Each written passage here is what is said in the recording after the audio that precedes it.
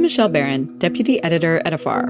Welcome to View from Afar, a podcast that spotlights the people and ideas shaping the future of travel.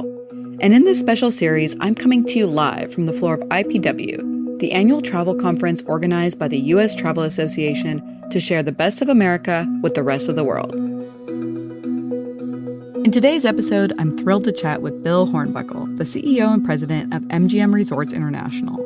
In the travel industry, you can't talk about Las Vegas without talking about Bill. He's been integral to building the Las Vegas brand over the decades. He started as a room service attendant and busboy at the Jockey Club Hotel and eventually made his way to leadership positions at Caesars Palace, Treasure Island, and the Mirage. Bill joined MGM in 1998, and in 2012, he took the helm. He now oversees iconic properties in the MGM Resorts portfolio, including Bellagio, Mandalay Bay, and New York, New York. His work has also taken him far beyond Vegas. He's expanded the MGM presence both nationally and globally, and has served on the U.S. Department of Commerce's Travel and Tourism Advisory Board. So he's well poised for his next big gig. In February, Bill was named chair of the U.S. Travel Association, the industry group charged with increasing travel within and to the United States. Welcome, Bill. It's a pleasure to have you today. Thank you. It's great being here. Let's start with Vegas. There have been so many chapters to the Vegas story, from gaming to entertainment, more family-friendly options, conventions, and high-end hotels. Where do you see Vegas going from here? Look, I've had the good fortune of being there since 1977. And so literally all of those things you mentioned, I took the journey through in one way, shape, or form. You know, we currently have a significant push on sports. And that activity, it started in 2016 with T-Mobile, and we got lucky and got a hockey team that literally went to the Stanley Cup the first year. We ended up doubling down a few years later with the Raiders and professional football, and the creation of that venue then brought on a whole... That venue was scheduled to have 24 events a year. Last year it had 43. And so the concerts, the things that it brings are spectacular. We've been fortunate now. We've got the Oakland A's, now going to be the Las Vegas A's coming. So literally on Las Vegas Boulevard, you find a full-fledged arena for NBA and for hockey. You have a baseball stadium, and you have all within a mile of each other. And so that whole push continues to be great. You know, fundamentally, we're in the convention business, as you mentioned. We have about 7 million visitors a year. Our company alone has 4.5 million square feet of space. And so it's a big underpinning of our business. And then just driving, you know, the entertainment scene, which continues to change, I might add. You've probably seen, if not, you should, the Sphere. Yes. Not ours. How can we? Not ours, but it is worth seeing. It truly is. It's a great addition to the skyline. It's a great addition to the Las Vegas experience. And so, you know, we'll continue to come up with things like that. The economics have always been there for us to do things kind of outstretched. We got Formula One, I think, as you know. And so that's now extending another couple of years. And so that's exciting. So, you know, we'll continue in that mode and that mindset. Right. Always continuing to reinvent itself, which is one of the great things about Vegas. So, you know, the hotel and resort experience are really key to the destination experience in Vegas. How has that aspect of the city evolved? Obviously, this is something you know a lot about. So we measure something on a basis called RevPOR, revenue per occupied room. If I go back in the 80s, that revenue was 80% tied to the casino, and we were giving away rooms, giving away food just to get you in to play the machines. Today, a place like Bellagio, which is one of the world's arguably best and biggest casinos, 70% of our revenue is non-gaming. Today, people pay for entertainment in a meaningful way. They pay for food and beverage in a meaningful way. They pay for suites more than they ever had. There's a whole luxury mindset now about coming to most destinations, including Las Vegas, where a suite product and one-bedroom suites have become... I wish I had more of them. We're converting an MGM this year. We're converting 3 floors to suite products. And we're going to lose 150 keys, but that's where the marketplace is right now. So interesting, It continues to change. Millennials have found Las Vegas and gaming for the first time post-COVID. You know, pre-COVID, they came, they did in the nightclub scene or whatever, but now they've settled into, I think, the more normal Las Vegas experience. And so that's been a good push and a good addition for us. And are you seeing, I know that your portfolio kind of contains a mix of more boutique style and some of the big blockbuster hotels. Are you seeing that desire for greater variety of product and a sort of something for everyone? Personalized experiences. I mean, people are looking for that at every level. And you know, even somebody checking into the Excalibur, which is our first line value proposition, for them, it's still an experience. And they're looking for something that's unique and special to them, all the way up to, again, go to Bellagio or Aria, where you can dine on the lake. Now you can go out on a Riva boat on the lake. I mean, there's all these things you can do to personalize your experience that you just, you know, Las Vegas 20 years ago didn't provide. It was free food, free rooms. Come gamble, please. Yeah. I actually grew up in Southern California, and I tell people that we went as a family to Vegas because the rooms were affordable, and we went to Excalibur, and I have great, and so you're like, what, Vegas as a family? I was like, yes, absolutely. No, pool scene is 100%. great. There's a lot to, Yeah. there's a lot to see around the desert, etc. Yeah. A lot to do. So all good. Along those lines,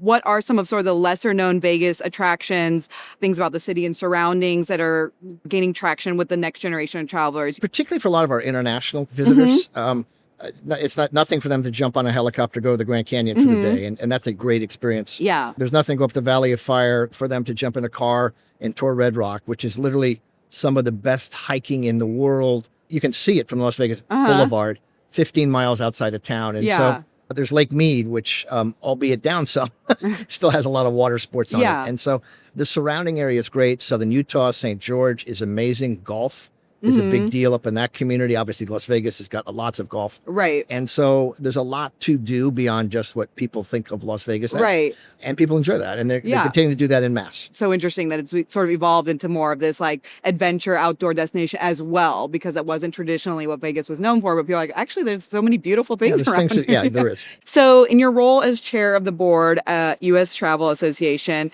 how does your experience in Vegas translate to helping build the U.S. brand? And what's your vision for the future of U.S. travel? Look, and we'll use Vegas as the example. One of the things we were always able to do as a community is come together as a community and push things through, like the Raiders Stadium at Allegiant, $2 billion proposition was a combination of a bunch of folks coming together, being of one mindset, one message, and getting something done.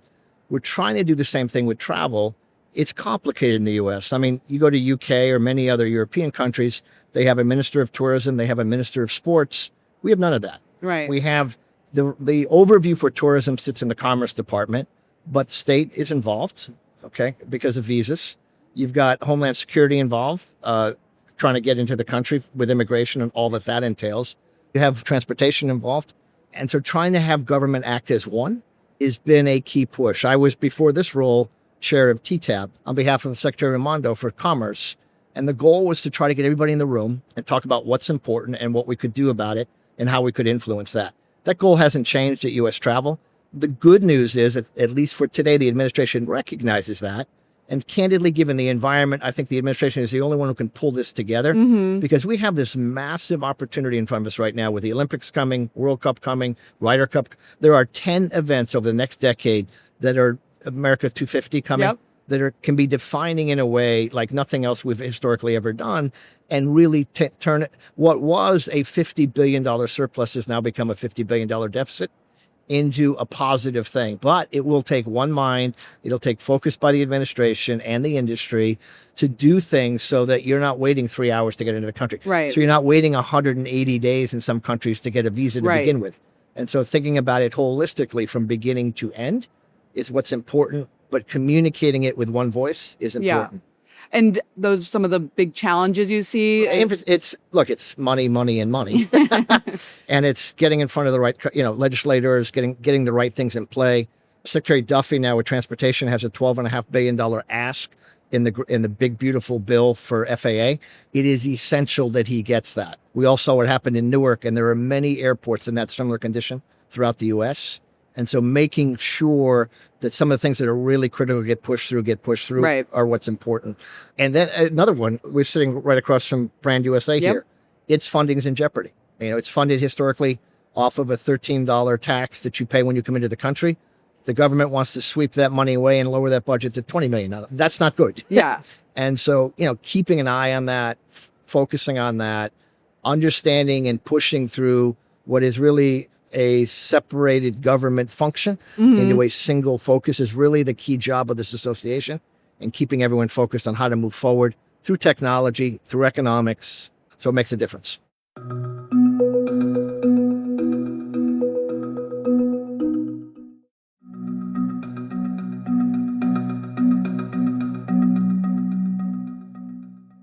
One in 11 jobs in America is tied to this industry. 1 in 11. It's a massive undertaking, but people don't think of it as an industry in that context. Yeah, exactly. You brought up high-speed rail, so I assume that you are excited about the Brightline train that will be connecting the LA area with Vegas. So is that the type of infrastructure improvements that you see benefiting everyone? Yeah, look, I mean, that's a $10 billion plus investment. Wes Eden and his team have done an amazing job over that project, by the way, tell you how long some of the stuff takes. That's a 25-year-old idea. There was a group in town called the Marnell Companies that promoted that idea for almost 20 years. Wes got involved about 5-6 years ago, and now we've all gotten it to the finish line. But those are the kinds of things that with focus needs to get done. Right. You know, a proper rail system from New York to D.C. Unfortunately, there are probably a dozen bridges in America that go to key destinations, like Cape Cod is one I'm thinking of, that need revamping. And so it needs focus. And so the industry's come together on what it wants and where it wants it. Just getting it across the finish line has been the push and the challenge. And when you say get it across the finish line, what do you mean? Economics, mostly. Yeah. You know, policy, economics, getting everyone to focus Who's on paying for it? Yeah, exactly. Again, Brand USA. There's a political belief that let industry pay for itself. But Marriott's not going to pay for what it does to promote the beauty and the welcome attitude, hopefully the welcome attitude of America to the rest of the world. That's not their remit. It's not MGM Resorts' remit to do that. Right. We all need to come together and do that as through U.S. travel and through something like Brand USA. Right. To recognize that it benefits everyone to have this broader message about coming to America and what there is to see and do here. You mentioned America 250. What do you see as some of the opportunities around that, despite the challenges? There are obviously, like you mentioned, there are some perception issues right now. What are the opportunities around this? I think to project that we're welcoming in a meaningful way is what's relevant. I think the first thing is to go back to the Brand USA discussion, secure that funding. So in fact, we can send that message and say it. You can see right outside this booth, this thing about Route 66 that ties the 9 states together that Route 66 runs through. Those are the kinds of fun things that once you get into America, there's nothing like this experience anywhere in the world. It's so large. It's so diverse. You can do everything from the glamour and glitz of Las Vegas, all within like 500-mile range, you know, go down to the Grand Canyon on a donkey.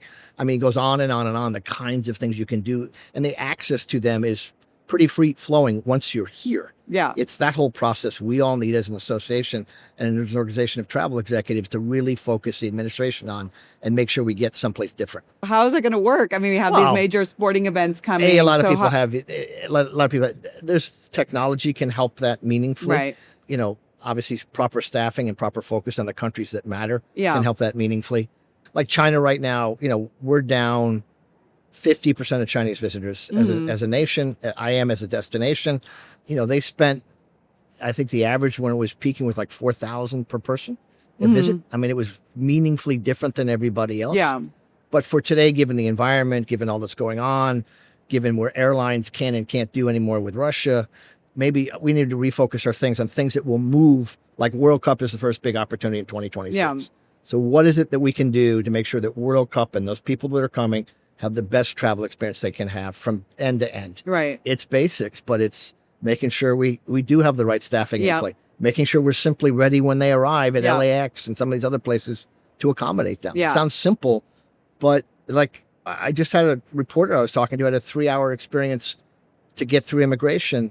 Well, they knew when that plane was coming. Yeah. It's scheduled. I mean, it's not, there's going to be 215 people get off that aircraft who need to go through here. We need to make sure they have the resources they need to accommodate that kind of demand. Obviously, we know how to do it. We've done all these things independently before. Right. But in the collective, we know how to do it. We know how to do it better than anybody else. Yeah. Is important. Right. And it's interesting because you brought up this concept of like a united voice. And I think it's really helpful for people to understand that that's what U.S. travel does, right? That when you're looking at all these different challenges as well as opportunities, that U.S. travel does represent that united voice of the priorities for the industry to help move the needle and to help things improve. And so as you're entering this role, is that, you know, you have to kind of put on a different hat because you're not. You do. Yeah.